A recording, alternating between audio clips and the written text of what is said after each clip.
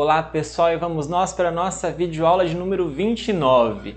Nesta aula de número 29 nós vamos apenas falar de um único teorema, um teorema extremamente importante num curso de introdução à análise real, que é o teorema de Weierstrass. Ele leva o nome de teorema de Weierstrass. Bom, olha só que interessante que é o enunciado deste teorema. Se você tiver qualquer função real cujo domínio é um conjunto compacto, se essa função for contínua,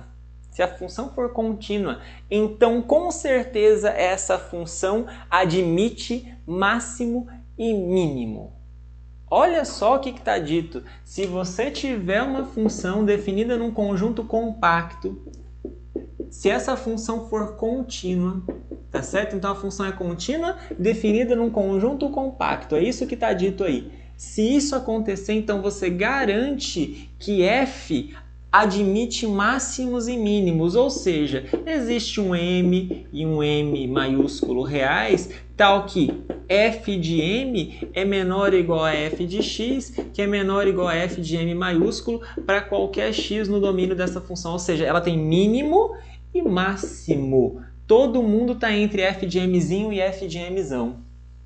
Isso é o que está dito aí no Teorema de Weierstrass. Então o Teorema de Weierstrass nos dá algo bastante importante. Nos diz que uma função contínua definida num compacto tem máximos e mínimos. Isso é bastante importante, inclusive, para uma enorme quantidade de aplicações da análise para situações reais, tá certo? E nós, nesta aula, vamos nos dedicar à demonstração desse teorema, que, é claro, é um pouco mais pesada, é um pouquinho mais cheia de situações, mas ela envolve apenas conceitos que nós já estudamos nas videoaulas anteriores, então ela vale muito a pena de ser vista, para que você esteja atento com relação até mesmo aos conceitos anteriores, para ver se eles estão legais na tua cabeça. E aí realmente é um teorema tão bacana que vale a pena a gente ver a demonstração dele, degustar um pouquinho a demonstração dele, tá certo? Vamos lá, vamos começar então. Primeiro, o que a gente precisa, na verdade, é mostrar que f de k, lembrando que f de k, pessoal, denota a imagem da função. Então, isso aqui é o conjunto de todos os f de x quando o x está em k. Tá certo? Isso aqui é a imagem da função. Então, nós precisamos mostrar que a imagem da função é um conjunto compacto. Por quê? Porque nós vimos em alguma videoaula anterior, quando nós falamos de conjunto compacto, que um conjunto compacto sempre admite máximo e mínimo. Então, se nós mostrarmos que f de k é um conjunto compacto, então ele tem um máximo e um mínimo. Lembrando que máximo e mínimo é até mais forte do que ser supremo e ínfimo. O que significa ser mínimo? Significa que é um valor que é menor ou igual a todo mundo, mas que ele está no conjunto. Então o mínimo é alguém que está no conjunto. Então f de mzinho com mzinho em k. Ele é menor ou igual a todo mundo no conjunto, ele é menor ou igual a todos os f de x, mas ele está no conjunto, ele não é só um ínfimo, alguém que é menor ou igual a todo mundo, mas está ali pertinho. Não, ele é o mínimo, ele está no conjunto. Da mesma forma o máximo. Existe um ponto aqui dentro que é maior ou igual a todo mundo. Tudo bem, esse ponto é maior ou igual a todos os f de x aqui dentro. Só que mais do que isso, ele está no conjunto, ou seja, ele é o f de alguém, ele é um f de um mzão. Então o que nós precisamos fazer é mostrar que esse conjunto é compacto. Certo? Mostrou que é compacto, está demonstrado o teorema. Mostrou que é compacto, já sai direto que existe máximos e mínimos. Ponto. Então vamos nos concentrar daqui em diante e mostrar que o f de k é um conjunto compacto. Tá bom? Tá, mas aí vem a pergunta, o que é mesmo um conjunto compacto? Bom, um conjunto compacto é um conjunto limitado e fechado, por definição. Conjunto compacto é um conjunto fechado e limitado. Então, primeiramente, aqui está só o que eu tinha dito, mas primeiramente nós vamos mostrar que o conjunto f de k ele é limitado, tá certo? Mostrar que ele é limitado significa mostrar que tem algum ponto real que é maior ou igual a todo mundo e algum ponto real que é menor ou igual a todo mundo. Limitado superiormente, limitado inferiormente. Eu vou demonstrar que ele é limitado superiormente, porque para demonstrar que ele é limitado inferiormente é a mesma coisa. Tudo bem? Então vamos lá, nós vamos mostrar. Deixa eu só deixar aqui o conjunto para vocês ficarem atentos com relação a ele. O f de k é o conjunto, então, de todas as imagens da função quando o x está percorrendo o domínio. Nós queremos mostrar que isso aqui é compacto, e para mostrar que isso aqui é compacto, eu tenho que mostrar que isso aqui é limitado e fechado. É isso que nós temos que fazer, porque isso aqui já nos dá a garantia de que temos máximos e mínimos. Agora, mostrar que é limitado, eu tenho que mostrar que ele é limitado superiormente, tenho que mostrar que ele é limitado inferiormente. Não vou fazer esse caso porque ele vai ser análogo a esse. Vamos fazer, então, mostrar que esse conjunto é limitado superiormente. Tudo bem? Bom, suponha, por contradição, por absurdo, suponha que o f de k não é limitado superiormente. Se ele não é limitado superiormente, então significa que não existe um ponto que bloqueia todos os f de k, todos os f de x para trás disso aqui. Não. Significa que a cada ponto que eu vou avançando, quanto mais eu vou avançando na reta, eu ainda continuo sempre encontrando pontos do f de x. Então, se eu tiver, por exemplo, para frente do n igual a 1, eu vou encontrar um f de x aqui para frente. Vou chamar de f de x1. Se eu tiver lá no n igual a 2 para frente, ainda assim eu vou encontrar eu vou encontrar um certo f de x2. Se eu tiver para frente do 3, com certeza eu vou encontrar vou chamar de f de x3. E assim por diante. Então eu consigo, como vocês podem perceber, uma sequência xn, tal que a imagem de todos esses xn é sempre maior do que n. O f de x3 maior do que 3, o f de x2 maior do que 2, assim por diante. Eu sempre, à medida em que eu vou avançando o n, eu sempre vou encontrar um ponto xn na reta lá para frente, tal que o f de xn é maior do que n. Tudo bem?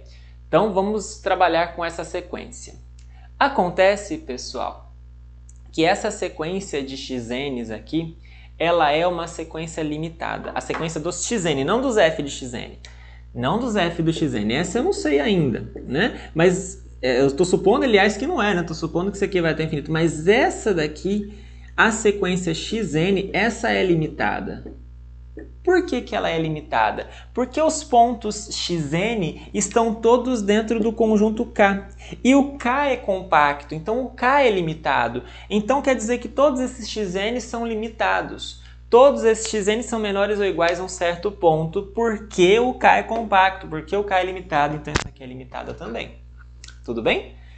Então, como a xn é limitada? Exatamente porque o K é compacto. E, de fato, pelo fato do K ser compacto, ou seja, pelo próprio fato da K ser limitada, nós temos a certeza de que existe uma subsequência xnk convergente a L. Isso aqui, pessoal, quando nós vimos conjuntos compactos, nós vimos que qualquer sequência limitada, ela possui uma subsequência convergente. E é isso que eu estou usando. Então, eu peguei uma sequência xn que eu fui obtendo aqui. Essa sequência, ela possui uma subsequência convergente que eu estou chamando de xnk. Ela converge para onde? Para um certo ponto L. Onde mora esse ponto L? Mora em K. Por que que mora em K? De novo, porque o conjunto K é compacto. Qualquer sequência de pontos em K que converge para um ponto, esse ponto de convergência tem que estar em K porque o K é fechado. Porque se converge, então é um ponto de aderência. E os pontos de aderência estão todos dentro do próprio conjunto exatamente porque ele é fechado. Olha quanta coisa, né? Então, a moral da história é que a xnk, então a sequência, fiquem atentos.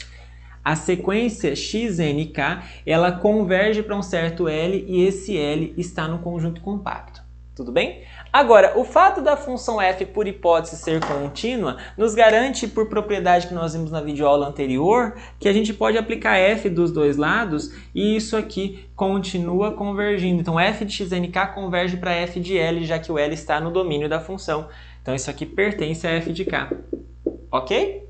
Bom, agora, o fato disso aqui convergir, vamos usar a definição de convergência. Dado qualquer epsilon, existe um n0, toque para todo n maior ou igual a n0, então blá blá blá. Como vale para qualquer epsilon a definição, vou pegar epsilon igual a 1. Dado epsilon igual a 1, existe um número natural n0, tal que para todo nk maior ou igual a n0, na verdade é n0 aqui, não nk0, tá pessoal? Maior ou igual a n0, vale esta frase aqui. O módulo de xnk menos f de L é menor do que epsilon, que no caso estou assumindo como sendo 1. Bom, agora, pessoal, se o módulo de f de xnk é menor do que menos f de L é menor do que 1, então se eu tirar o módulo continua sendo menor do que 1. Se tirando o módulo fica menor do que 1, então f de xnk é menor do que 1 mais f de L, tá certo? Mas mais do que só isso, isso aqui nós pegamos esses f de xn's todos aqui como sendo maiores do que os n's, no caso do nk. Nós pegamos assim, tá vendo? Lembra lá em cima? Aqui, ó. F de xn é sempre maior do que n, então f de xnk é sempre maior do que nk. Então, pessoal, para esses k's maiores do que o n0 aí, você tem essa frase. Aqui eu coloquei em módulo, mas não precisa, pode ser sem o módulo. Com o módulo continua sendo verdade, que eu estou mais para frente ainda, né? Mas a questão é, o nk ele é menor do que o f de xnk, que é menor do que 1 mais f de L sem o módulo. Ok? O que isso aqui nos diz? Isso aqui nos diz que o f de xnk ele é limitado superiormente. Ele é limitado superiormente por 1 mais f de L para todos esses... Aliás, não isso aqui. Desculpa, a conclusão, eu falei uma besteirinha aqui, desculpa a conclusão errada. Olha só o que está escrito aqui, perdão, vou repetir. O nk acabou ficando menor do que 1 mais f de L. Isso aqui para todo o nk. Pessoal, isso aqui vai ao infinito. Isso aqui são, esses nks aqui, eles estão avançando os naturais. Isso aqui não pode ficar travado por 1 mais f de L. Isso aqui não depende de n. Isso aqui é um número fixado. Não tem como você limitar um subconjunto dos naturais que vai até o infinito por 1 mais f de L. Isso aqui é um absurdo. Ok?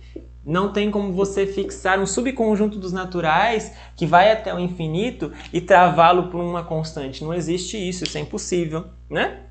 Então, exatamente porque basicamente os naturais não são limitados. Então isso aqui nos constitui um absurdo. E se isso nos constitui um absurdo, de onde que veio o absurdo? De eu ter suposto que o f de k não era limitado superiormente. Portanto, o f de k é sim limitado superiormente.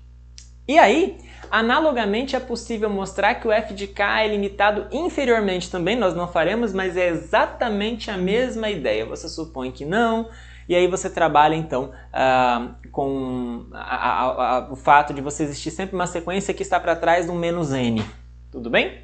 Bom, isso então implica que a imagem da função é um conjunto limitado. Então, limitado está ok. Falta mostrar que esse conjunto ele é fechado.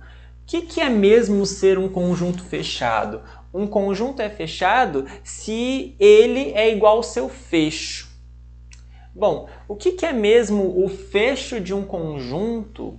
O fecho de um conjunto, bom, seja A um conjunto da reta, né? O que é o fecho de um conjunto? É o conjunto dos pontos, vou chamar de x, é o conjunto dos pontos reais, tal que x ele é limite de uma sequência de pontos xn que pertencem a A. Ou seja, ele é limite de alguma sequência de pontos de A. Tá certo? Em particular, claro que o conjunto A está contido aqui. Por quê? Porque a sequência constante converge para o próprio ponto, né? Então, nós já sabemos, claro, isso é bem trivial, que qualquer conjunto está contido no seu fecho. Né? O que nós precisamos mostrar nessa situação, então, é o contrário. Já que nós queremos mostrar a igualdade, que o conjunto é fechado, o que nós precisamos mostrar é a inclusão contrária. Ou seja, que o fecho está contido no conjunto. Então, vamos mostrar isso. Vamos pegar um elemento no fecho e vamos mostrar que ele está no conjunto. Vamos chamar de y esse elemento no fecho. Seja y elemento no fecho, isso significa, o que significa estar no fecho do f de k? Significa que existe uma sequência de pontos no conjunto f de k, ou seja, existe uma sequência de pontos f de xn com xn em k que converge para o y. Definição de fecho desse conjunto. Tudo bem? Bom, agora, o fato do f de k ser limitado, como nós vimos no passo anterior, nos garante que existe uma subsequência convergente. Nós temos essa propriedade. Então, o f de k é limitado, então com certeza existe uma subsequência xnk de xn que é convergente. Converge para um ponto A. Que ponto A? Não sei. Converge para um ponto A. Então, olha, eu não sei, eu não conheço essa sequência xn que está dada aí, mas eu sei que ela possui uma subsequência que nós estamos chamando de xnk, e essa subsequência converge para um ponto A que eu não sei onde está. Tudo bem? Mas, como a função é contínua, qualquer função convergente, como ela é contínua, por exemplo, no ponto A, eu posso aplicar f dos dois lados e fica f de xnk convergindo para f de A. Mas olha só, a f de xn converge para y. Então, se a sequência é convergente, qualquer subsequência dela também é convergente, converge para o mesmo limite. Então, essa aqui é uma subsequência da f de xn, então ela tem que convergir para o mesmo limite da função, que é o y. Opa! Então, ela converge para o f de A, mas ela também converge para y. Como nós temos a unicidade do limite, nós concluímos que f de A e y são a mesma coisa. Portanto, o y, ele é a imagem de alguém. Ele é a imagem de alguém e esse alguém está no conjunto K. Por que esse alguém está no conjunto K? Porque qualquer sequência de pontos do K, isso aqui tudo pertence a K, como o K é compacto, o limite também tem que estar lá. Ok? Então isso daqui pertence a f de K. Moral da história, o y, que pertencia a princípio só ao fecho, acabei de concluir que ele pertence ao f de K. Tá claro? Tudo bem? Como eu disse, o fato do A pertencer a K vem de quê? Vem do fato dos xnks estarem todos em K e qualquer sequência convergente em K, o limite também tem que estar em K, já que qualquer conjunto compacto é fechado. Portanto, da unicidade do limite nós chegamos que f de A é igual a y, e aí então o y é a imagem de alguém que está em K, ou seja, ele pertence a f de K. Portanto, o fecho de f de K está contido no f de K. Mas como nós já tínhamos uma das inclusões, então as duas inclusões nos dão a igualdade. O fecho de f de K é igual a f de K, tá certo? Portanto, isso nos mostra que o K é fechado. Pronto. Então nós acabamos de mostrar que o f de K é limitado, nós também mostramos que o f de K é compacto, fechado e limitado, portanto o f de K é exatamente um conjunto compacto, como a gente queria demonstrar. Ok? Moral da história, o que nós aprendemos nessa videoaula? Nós vimos como é que demonstra o teorema de Weierstrass, que nos diz o que mesmo? Que qualquer função contínua cujo domínio é um conjunto compacto admite máximos e mínimos. Tudo bem? Então com isso nós encerramos essa videoaula, desejo a você bons estudos e até a próxima aula.